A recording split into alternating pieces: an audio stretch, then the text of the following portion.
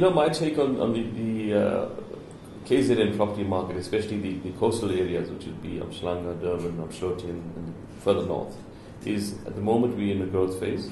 So there's certainly a demand, and compared to the last few years, we're coming out of the recession. Markets picked up tremendously, but cautious expectations. In other words, buyers that are buying are discerning. They don't want to spend over a certain amount of money. You obviously get the top end, but the demand is more in the lower to middle group. A lot of interest from out of towners, like the Gautengis. We have a lot of buyers from Joburg, and that's propped the market up big time. Also, the gateway area itself is busy. There's a lot of employment that's created, a lot of new developments. We've got a new development called Kunubia that's going to last 20 years. It takes up all the way from Umhlanga into close to the airport. There's a Dubai port, huge billions of rands being spent there, and all that development is going to need more accommodation. So in the next 20 years, we can see growth, like phenomenal growth in the Umhlanga area, and we hope that obviously we can cope with that demand, and the area must develop in line with that. In other words, your traffic assessments and your infrastructure and things got to be looked at.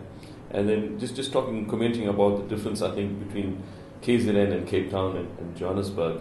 I think, for my mind, we're specialists in the KZN area. There is a bigger demand in KZN at the moment. Unlike a few years ago, 5 years ago, when Durban was lagging behind. I think the Durban market's caught up, if not overtaken some of these other markets. Prices have pushed up. Rental prices have gone really high, in line with almost Sandton rentals. And the difference is in the Umhlanga area, in the demand areas, you can't even get accommodation. So you've got to be on a waiting list, waiting for a flat.